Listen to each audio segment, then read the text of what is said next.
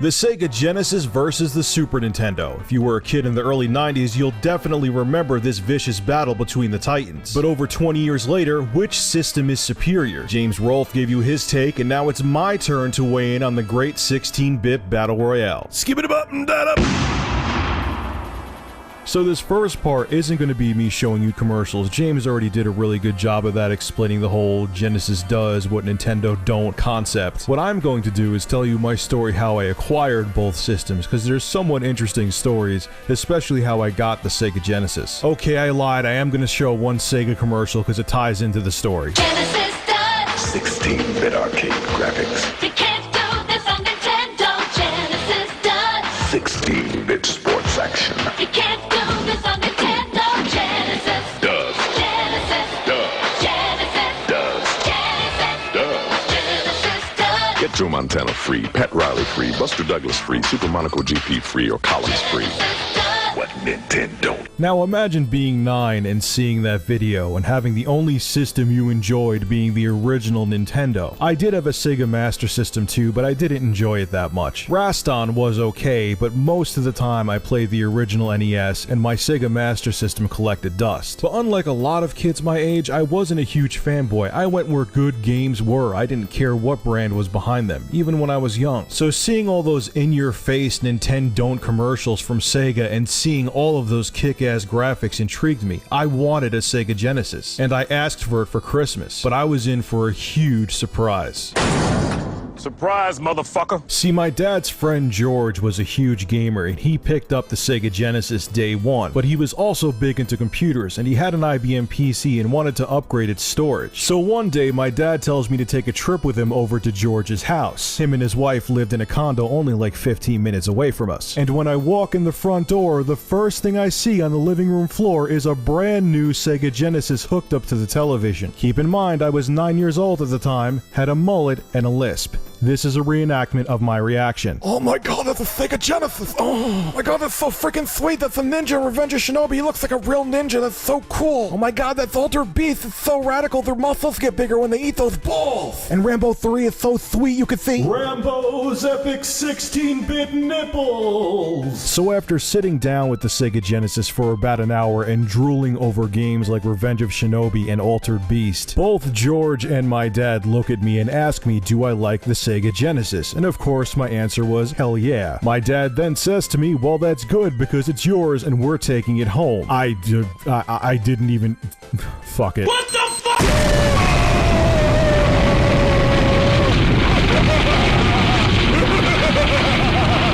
Are you kidding me? I don't have to wait till Christmas? I don't have to wait for Santa Claus to drop his fat ass down the chimney and give me a Genesis? I can have this thing right now? So basically what happened was that my dad had a 100 megabyte hard drive, and back in 1990 having a 100 megabyte hard drive is like having a 3 terabyte hard drive now. And because George really needed this hard drive and didn't have the cash to buy it from my dad, he said he would trade the Sega Genesis for the 100 megabyte hard drive. So George gets a hard drive, I get a Sega Genesis, and my dad gets jack shit.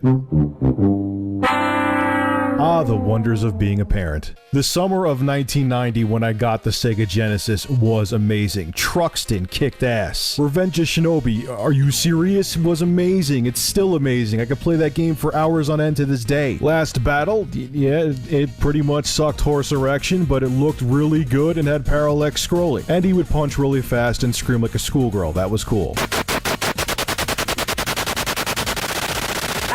Then I got Golden Axe for my birthday. That game was amazing. Me and my friend Tom played it over and over and over again. And then Strider came out.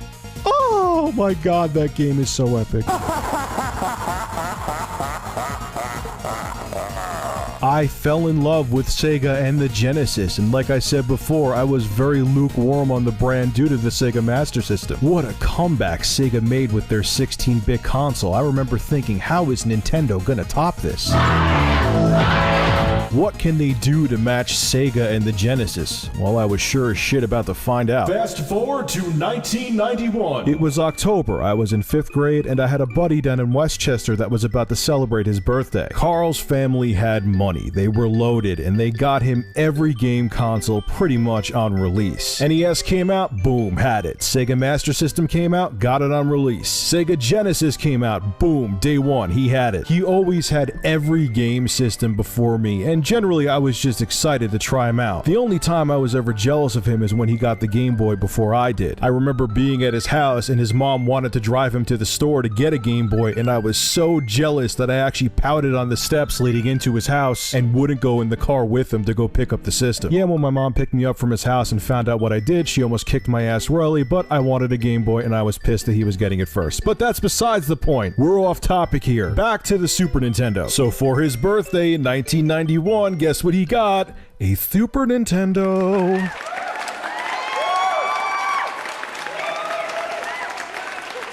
We were at his birthday party, everyone was doing their thing. I was sitting there staring at the box of the system. I could not wait to go back to his house, plug that thing in, and play it all goddamn night. It was Nintendo's new system. Are you insane? I was so excited, it was ridiculous. It was 16 bits! It was 16-bit Mario! Everything would have more bits! I had no idea what the fuck bits were, but there were more of them, and I wanted to see the Super Nintendo 16-bit system. I had a boner.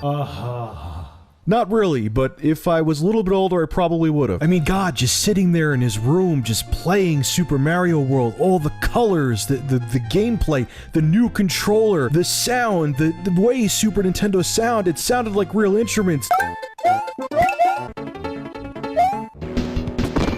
No more beeps and bloops and bops and the tinny sound of the Genesis. This, to me, felt like a next-gen system. I couldn't get enough of it. He had Super Mario World, which was the pack-in game, and he had Pilot Wings. And I literally played it all night. I didn't stop playing it until the sun came up the next morning, because I knew I was not going to see the Super Nintendo again until I got it for Christmas. And then Christmas came! Jingle bells.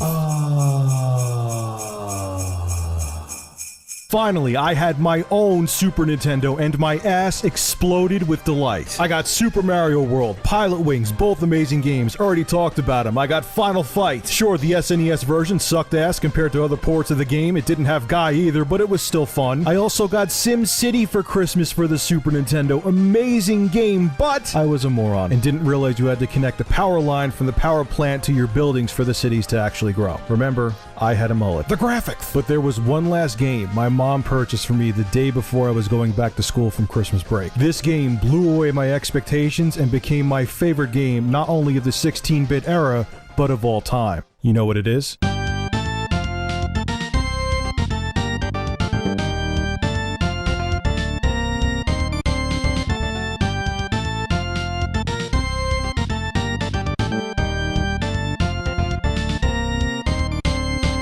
The controls were perfect. The music was incredible. It's still my favorite Castlevania music to this day. And the atmosphere was just fucking creepy. They nailed it. They have not made a game as good as Super Castlevania 4 since. Symphony of the Night came close, but it didn't top Super Castlevania 4. Richard, have you watched Egoraptor's Sequelitis episode on Super Castlevania 4? It's an ungraceful sequel. Here we go. They did not create the levels around Simon's new ability to whip in 8 different directions. There was no innovation. Oh my god, shut up. I don't want to hear about the Egoraptor episode every time I talk about Super Castlevania 4. It was a good game, I like it, I don't agree with his opinion. Okay folks, those are my awesome childhood memories of when I first got the Sega Genesis and Super Nintendo. It was a great time to be a kid and a gamer, and I'll always cherish the good times I had with both systems. In part 2, we'll put the Sega Genesis and Super Nintendo toe-to-toe and see who I thought was the true king of the 16-bit generation. You're going to be surprised in what I have to say, so stay tuned.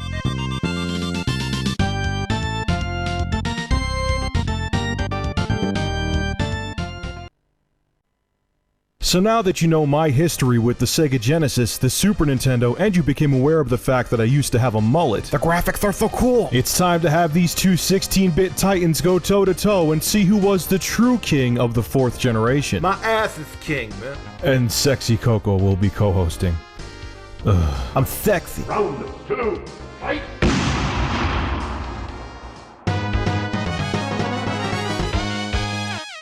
There's no competition with this one. I totally agree with James Rolfe. Genesis is Genocide Mega Drives. You can't even compare the American Super Nintendo with the Sega Genesis. The Sega Genesis is sleek, black, and sexy like me, man. It's smooth and curvaceous, and lets you know it's strong and 16-bit like my nuts. Your nuts are 16-bit? Shut your titties a minute, man. Coco got that exclusive interview with the Nintendo man himself, Ken Kutaragi. Whoa, you mean Shigeru Miyamoto. Ken Kutaragi is called the father of the PlayStation. He was on the Sony side. Shigeru Miyamoto is the brainchild of all the exclusive franchises on the Nintendo side. He's the man you had the interview with. I'm just saying. Stop flapping your titties and roll the video. Alrighty.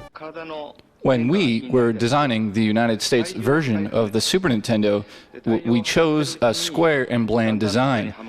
In the early 90s, Americans liked their technology to look like shit, so we gave them shit.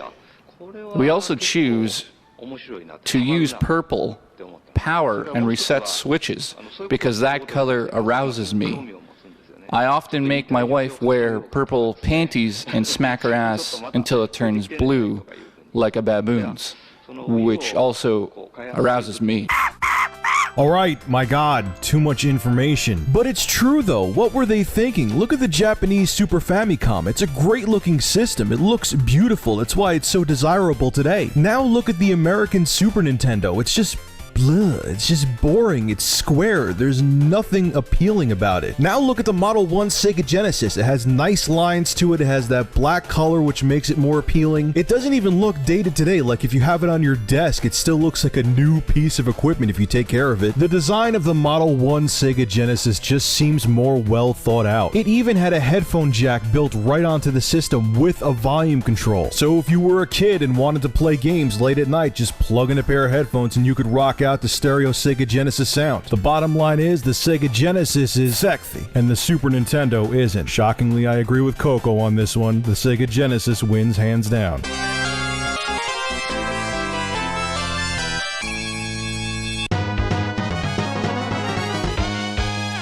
Now this is where my opinion differs from James. Yes, the Super Nintendo controller was pretty comfortable, it had more buttons than the original Sega Genesis controller, and it did incorporate the L and R shoulder buttons which were revolutionary at the time. But the Sega Genesis controller was more ergonomicalized, man. Ergonomicalized, okay. Just keep talking. Shut your asshole, man. The Sega Genesis controller just melted into your hands real nice like, you know what I'm saying? So you could be quick with the maneuvers like my sexy ass. Peep game. Oh yeah, bitch, that's my nuts and my penis. Now check out my ass, bitch.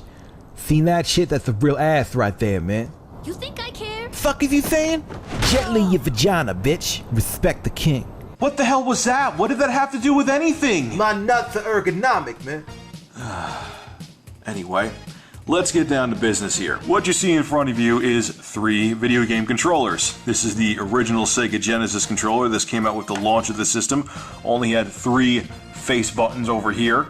You have the Super Nintendo controller, and then you have the Sega Genesis 6-button controller. This came out later on in the system's life, so it could be easier to use with fighting games. But we're going to talk about the Super Nintendo controller first. So let's take a look at it here. The Super Nintendo controller was pretty damn comfortable. It had the dog bone shape to it like James mentioned, and it was revolutionary for the time for one reason.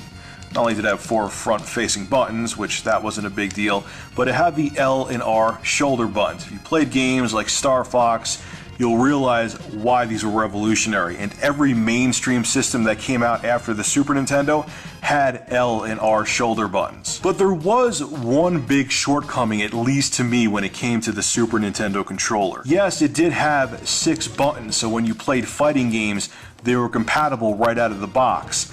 But the thing is say you played Street Fighter II on the Super Nintendo.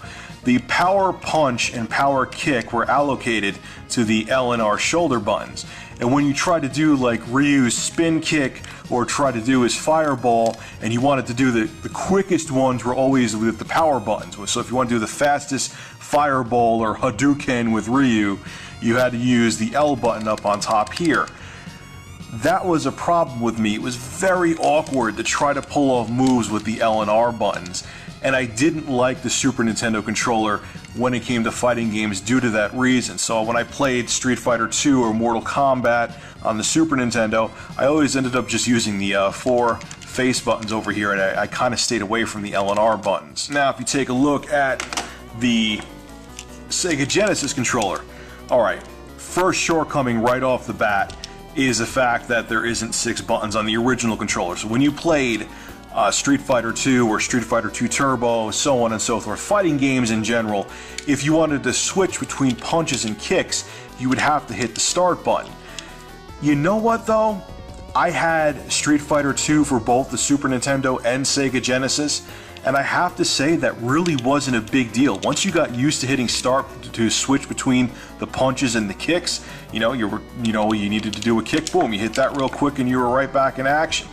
On top of it too, with the Sega Genesis controller, here's one thing that James didn't mention. Look at the 2 directional pads. One thing I liked about the directional pad on the Sega Genesis is in between, each direction, there was a piece of plastic. So when you wanted to do Ryu's fireball or any kind of special move, it was kind of a smoother maneuver than it was on the Super Nintendo controller because they had those little pieces of plastic in between. Same with the 6-button controller. Now, before I even get into the 6-button controller, one other thing I want to mention too, and this one just came out of left field. James said one big shortcoming with the Sega Genesis controller, and it was really off to me. Here, take a look, I'll show you some footage real quick. In a Mario type game, I can hold down Y to run and push the rest of my thumb onto B to jump. It helps that the buttons are all on an angle. On Genesis, they're all in a straight line. I have to hop my thumb back and forth. Let me tell you something. I heard them when was it ever a big deal? He said that if you had to go from A to C, it was like a huge jump for your thumb. I've played many a platformer on the Sega Genesis. I played the hell out of Castlevania Bloodlines, and not once ever did I go, oh man, to go from A to C to use this special move in Castlevania Bloodlines to go to jump it's way too far for me. I totally don't agree with that at all. I thought this controller, because it was a little bit bigger, I never felt fatigue when I used it, and I thought it was very well laid out. Yes, it was not a revolutionary design, it just added one extra face button here. And if you think about it, the original Genesis controller doesn't have any more buttons than an original Nintendo controller. There's no select on here. They just took the select and made it into a face button. But it's comfortable because it's a larger controller. It didn't fatigue my hands, and I thought it was fantastic. Now let's talk about the 6-button controller. Now, if you remember before, I mentioned the L and R buttons and how awkward they were with fighting games. Yes, okay, out of the box, you could play Mortal Kombat, all the Street Fighter games and fighting games, and you would have the 6 buttons at your disposal using the Super Nintendo controller that came with your system. But it wasn't ideal for fighting games, at least to me. Now, when you got the 6-button controller for the Sega Genesis, yes, this is an aftermarket one, but it's pretty much identical, so you get the point. You have your XYZ ABC. Playing Street Fighter with this controller was amazing. It wasn't awkward to do the power, Hadouken. You could do the fastest Hadouken. You could do the fastest spin kick. And on top of it, I love the directional pad on here. And once again, it has those little plastic nubs in between each direction, so it was easier. It was a much smoother experience trying to pull off special moves. The only thing I don't like about this is that it was a little bit smaller than the original Sega Genesis controller, but honestly, this was way superior to use for games in the 16-bit era than the Super Nintendo controller was. So yes, I know James thought the Super Nintendo controller was better, but I feel that the original Sega Genesis controller, just for comfort alone, and the 6-button Sega Genesis controller were way superior. So I have to give this round to the Sega Genesis for 2 reasons, and they're right here.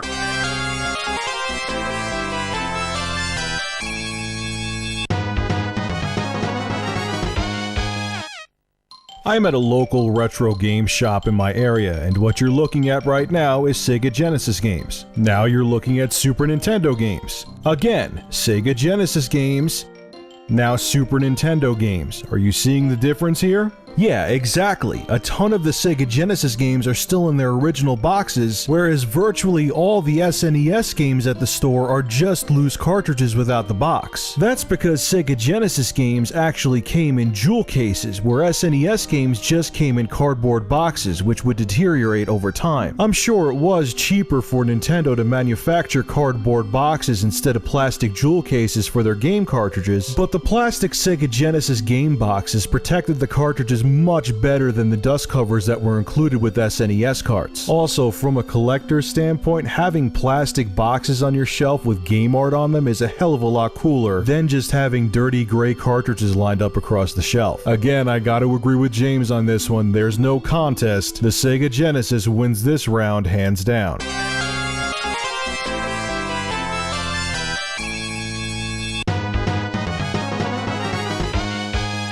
In this round, I don't know what the nerd was smoking when he gave the SNES the crown for backwards compatibility. He chose the SNES for two reasons, and to be honest, both of them don't really make any sense. The first reason he stated was the fact that the SNES had the Super Game Boy cartridge. This allowed you to play Game Boy games on the Super Nintendo. The second reason he gave is because of this debacle I'd never even heard of until I watched James's video called the Super 8. This was an unlicensed peripheral that allowed you to play NES games on the Super Nintendo. But before I rip that device a new one, let's talk about the Super Game Boy. For one, the Super Game Boy was not released until 1994. That's approximately 3 years after the Super Nintendo's launch. On top of that, the SNES being able to play Game Boy games wouldn't really be backwards compatibility, it would more so be cross compatibility. The Game Boy in 1994 was still a very relevant platform. Hell, there wasn't a successor to the Game Boy until the Game Boy Color came out in 1998. The point I'm trying to make is that the Super Game Boy did not make the Super Nintendo a backwards compatible device, because it was just letting you play games from Nintendo's other very relevant portable platform at the time. Now let's talk about the Super 8. Once again, this is an unlicensed product that allows you to play NES games on your Super Nintendo. Sounds lovely, right?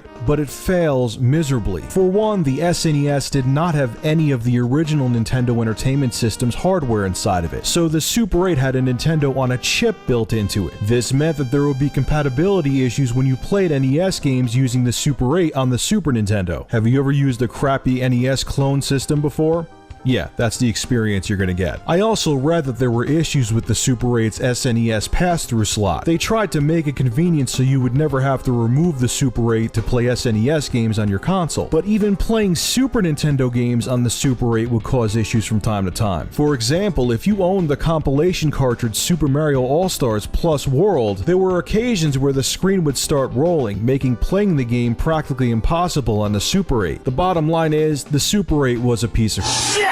And I'm surprised that James even used it to compare the backwards compatibility capabilities of both the Genesis and the Super Nintendo. Now let's talk about the backwards compatibility of the Sega Genesis. It was built with backwards compatibility in mind. The Sega Genesis had all the hardware of its predecessor, the Sega Master System, built right into it. So if you purchased a Sega Genesis back in the early 90s, all you had to do was buy the Sega licensed peripheral, the Power Base converter, to play Sega Master System games on your Sega Genesis.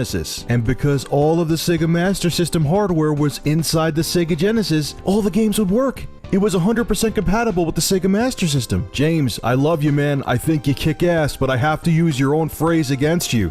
What the fuck were you thinking? As if you couldn't tell, the Genesis wins the backwards compatibility category hands down. Please.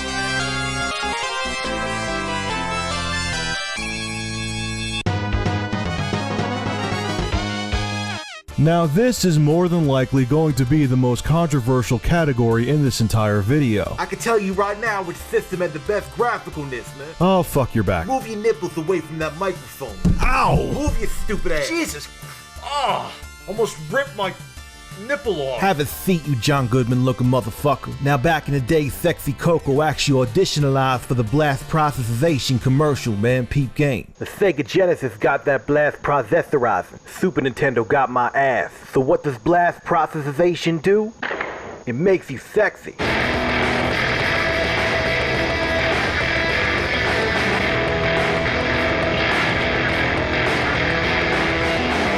The Sega Genesis. It'll make you sexy, motherfucker.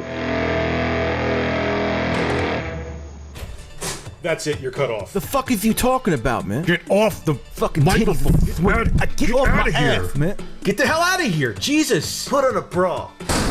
Well, besides for him trying to turn this video into a softcore porn, there is a little bit of truth behind the gimmick of blast processing. Let me explain. Now, was blast processing some kind of super overclocking feature or some uber special chip that the Sega Genesis had inside of it?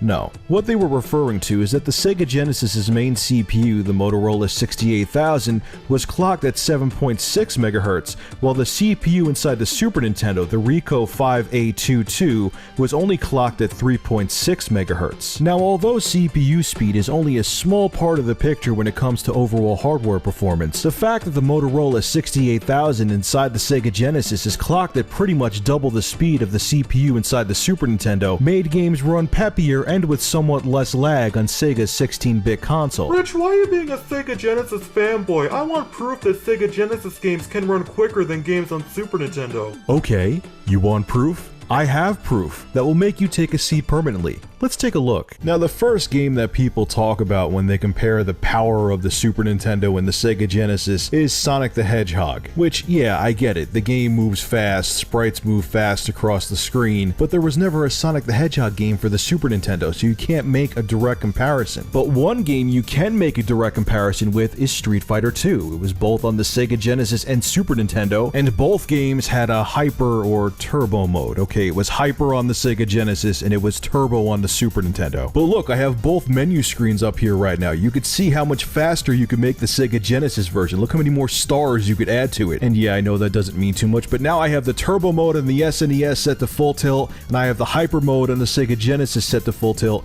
Look how much faster the Sega Genesis version of Street Fighter II is running. It's crazy. And the reason that Capcom was able to make hyper mode on the Sega Genesis version of Street Fighter II run much faster is due to the fact that the Sega Genesis had a faster processor. I mean, hell, if you played Street Fighter II on the Super Nintendo, even when you ran it at normal speed, the game would still lag. So how much turbo can you get out of the Super Nintendo version of Street Fighter II if it lags to begin with? But anyway, that's besides the point. We're off topic here. Let's compare the graphical capabilities of the Super Nintendo and the Sega Genesis. Now, besides for the fact that the Sega Genesis has a peppier processor, the Super Nintendo outperforms it in every other category. We could be here for hours going tit for tat and comparing multiplats on both the Sega Genesis and Super Nintendo. But the one game that comes to mind that was available for both systems and looked vastly superior on the Super Nintendo was Mortal Kombat 2. The difference is striking. Here, take a look.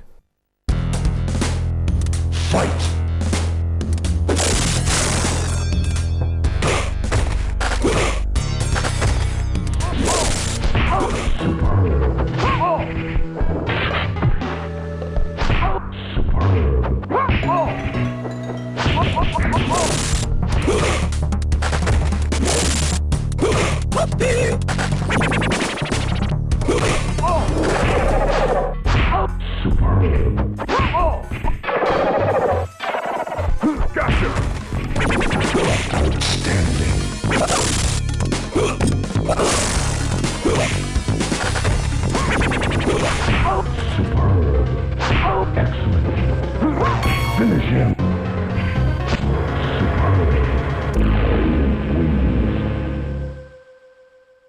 Now factor in the Super Nintendo's Mode 7 capabilities, its native transparency effects, which the Sega Genesis lacked and can only do through dithering, and that it could output a higher resolution than the Sega Genesis, makes it obvious that the Super Nintendo gave you much better eye candy. But we're not done yet. James also talked about the FX chip, which was a coprocessor put inside certain games such as Star Fox, which allowed the SNES to render 3D graphics. A lot of people got on James's case because in his video he didn't mention Virtual Racing for the Sega Genesis, which had the SVP chip in it. I totally agree that Virtual Racing for the Sega Genesis is far superior to Star Fox. It has a better frame rate, more polygons on screen, and all around it's a very impressive port of Sega's arcade racing game. But even with Virtual Racing for the Sega Genesis, I still agree with James that Super Nintendo had better visuals. You wanna know why?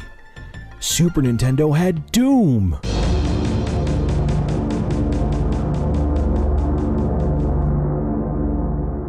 There was two versions of the FX chip. There was one that ran at 10.5 MHz and there was one that ran at 21 MHz. The Doom cartridges received the 21 MHz FX chip, and that allowed them to make Doom happen for the Super Nintendo. Now, is Doom good for the Super Nintendo? No, it sucks. It has a crappy frame rate, it isn't full screen, there's no textures on the floor or ceiling. But the point is that the Sega Genesis, even with the SVP processor, could not do Doom. That is because the Sega Genesis could not output enough colors to run Doom. The Super Nintendo could output 256 colors at once, the Sega Genesis can only do 64 colors at once on screen. So even if Sega had a 3 GHz SVP chip to put in their cartridges, it wouldn't matter. Doom could not be done on the Sega Genesis, and because of that, I have to give this round to the Super Nintendo.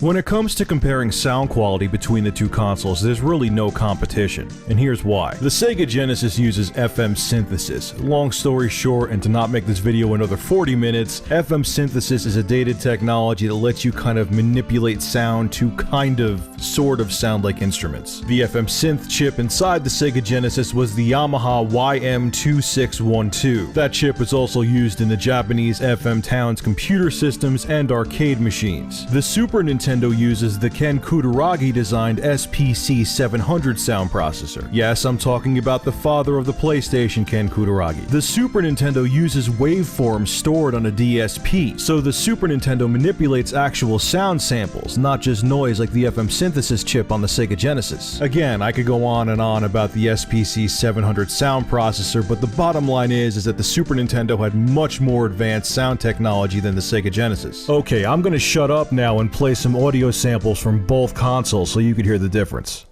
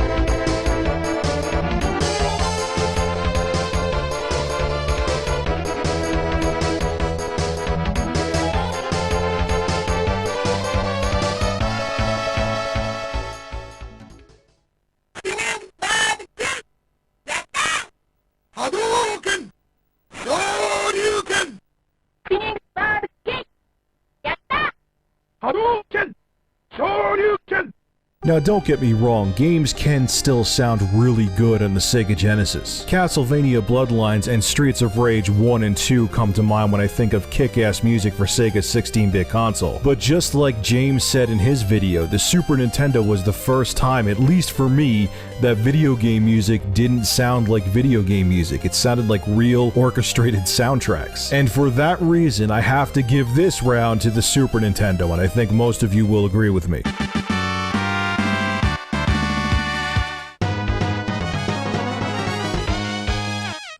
You know what? This is gonna be hard. Shut your stupid ass up, man. Yay, you're back. Let me on that microphone, motherfucker. Yo, peep game, man. The Sega Genesis has the realest librarization of games of all time, man. Fuck it, just keep going. Shut up and say stupid, motherfucker. I got a laundry list of realness right here, man. I'm about to kick game to y'all. You know what I'm saying? The Sega Genesis got Streets of Rage. Streets of Rage 2 got that rail music. You know what I'm saying? Sonic the Hedgehog is just rail. Strider, motherfucker. He'll cut your nuts off before you can blink. You know what I'm saying? The Genesis got Castlevania Bloodlines. I know ReviewTech Nipples gets hard over that game. You know what I'm saying? And you got the realness, man. You got Splatterhouse 2 and Splatterhouse 3. You know what I'm saying? Those games are just real, cause I'm real. You know what I'm saying? No, I don't know what you're saying. Why don't you say you know what I'm saying a couple more times and maybe I will know what you're saying. You know what I'm saying? Shut the fuck up, man. Alright, I'll give it to you. That was a really good list. I played every game on that list as a kid and they're all amazing. I played the shit out of them. But the Super Nintendo had amazing games as well. And I'll tell you my favorite games right now. Peep game, yo. Shut the fuck up, man. You sound like an asshole. Thank you.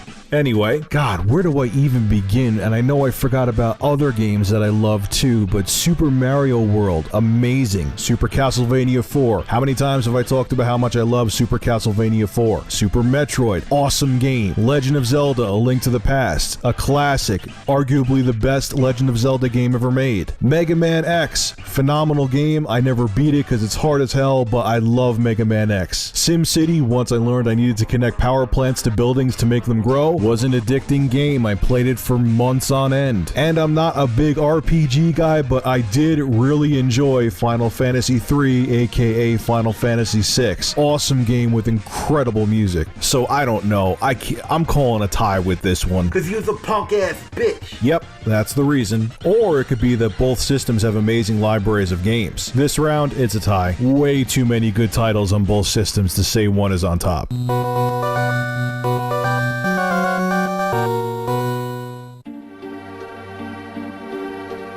So at this point, I'm sure you're expecting me to say which console I feel is the better of the two. Well, I can't. Calm down, it's video games, it's not that big a deal. I had both the Sega Genesis and Super Nintendo as a kid, and I loved both systems and played them both equally. You could talk all day about technical specs and graphics and sound, but what it comes down to is the games, and both systems had amazing games like I just mentioned. Sure, Sega came out with some dumb peripherals, and both Nintendo and Sega had these nasty ad campaigns that threw mud at each other, but we the consumers benefited from the fierce competition going on between Nintendo and Sega. We got great games for both consoles and fantastic childhood memories that I will always cherish. So in the end, to me, both the Sega Genesis and Super Nintendo are both fantastic systems, and I enjoy playing them both equally. Coco, you got anything else you want to say? Yeah, man, you got some big ass hairy titties, motherfucker. Thank you, man, that was poetry. This is Rich of ReviewTechUSA, signing out.